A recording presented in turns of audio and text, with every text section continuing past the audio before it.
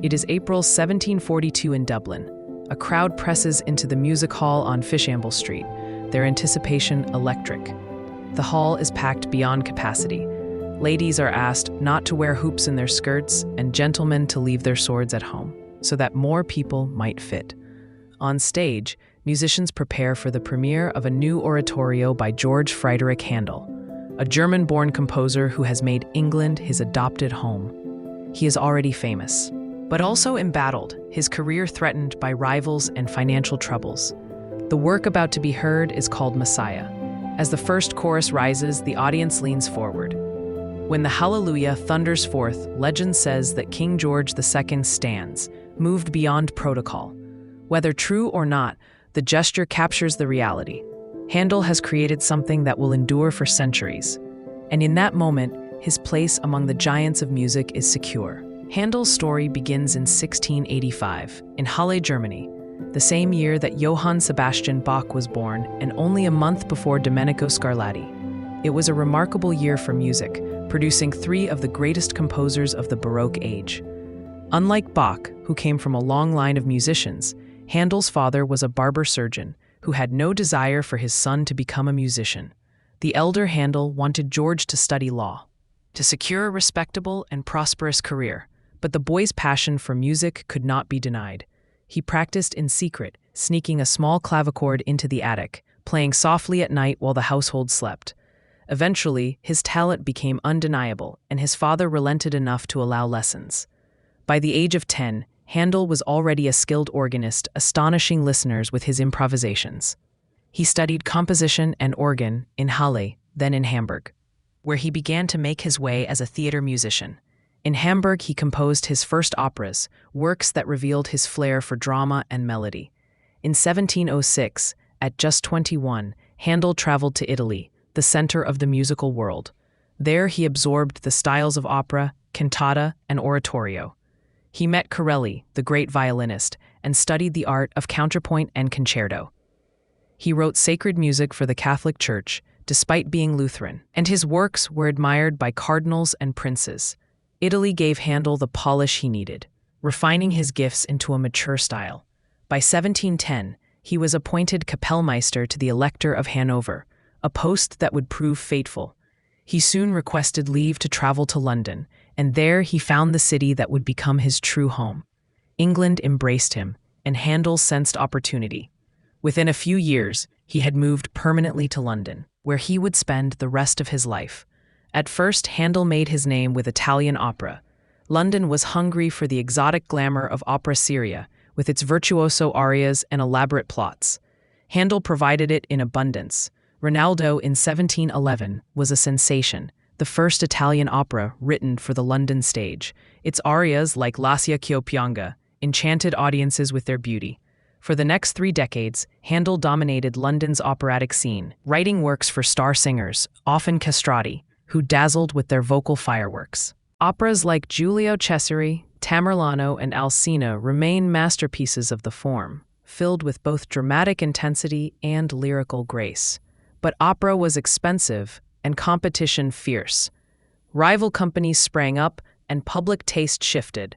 By the 1730s, Handel's fortunes declined. He suffered health crises, including a stroke that temporarily paralyzed him. He faced bankruptcy as his operas failed to draw crowds.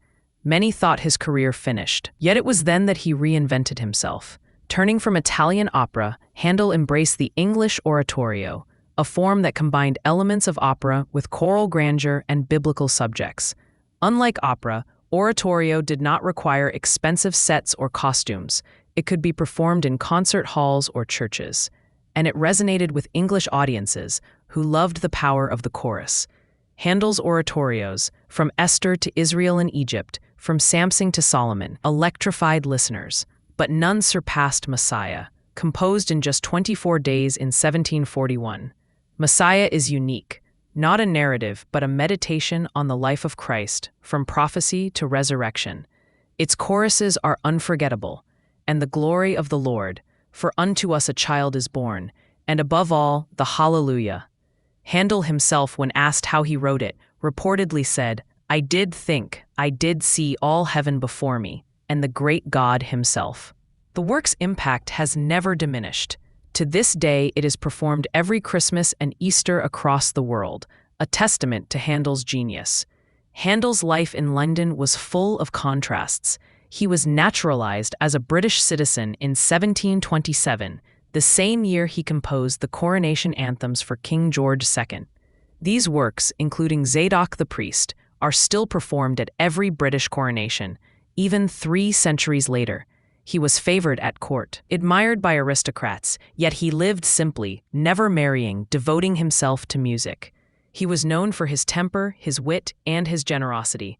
Despite financial troubles, he gave freely to charities, especially hospitals and institutions for the poor. As he aged, Handel's health declined.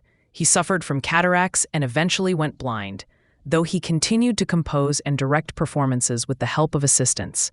In his last years, he was revered in England, celebrated as a national treasure. He died in 1759 at the age of 74 and was buried in Westminster Abbey, an honor rarely given to foreigners. Thousands attended his funeral. What is Handel's legacy? He left over 40 operas, more than 20 oratorios, numerous concertos, suites, and sacred works. His music combines grandeur with humanity, formality with emotion. He was a cosmopolitan, blending German counterpoint, Italian melody, French dance rhythms, and English choral tradition into a style that was truly international. He gave the world melodies that remain instantly recognizable, from the water music to the music for the royal fireworks, from arias sung in opera houses to choruses sung by choirs of thousands. Handel's influence is immense. Beethoven said of him, "Handel is the greatest composer that ever lived. I would uncover my head and kneel before his tomb." Haydn was inspired by Handel's oratorios to write the Creation and the Seasons.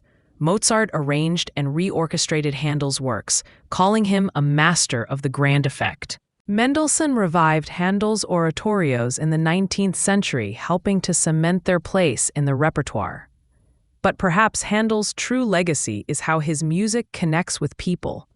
Whether in the refined halls of London, the churches of Dublin, or the massed choirs of modern festivals, his works speak directly to the heart. The Hallelujah chorus, sung by thousands, unites listeners in joy.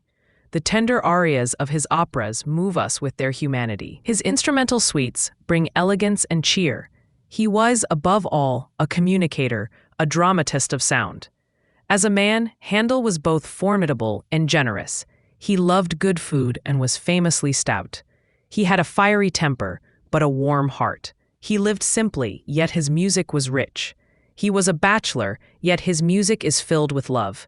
He was devout, yet never sanctimonious.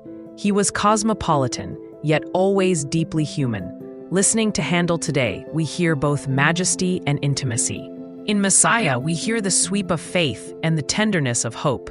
In the operas, we hear characters who breathe, suffer, and rejoice.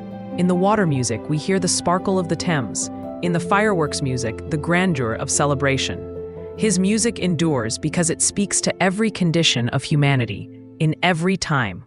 George Friedrich Handel, the barber surgeon's son who defied his father's wishes, who traveled from Germany to Italy to England, who conquered opera, who reinvented himself with oratorio, who gave us the Hallelujah, remains one of the great giants of music. His life was not without struggle, but his art triumphed. He is the cosmopolitan of sound, the dramatist of melody, the prophet of joy. Thank you for listening to this episode of Classical Giants, produced by Selenius Media, music by The Artificial Laboratory.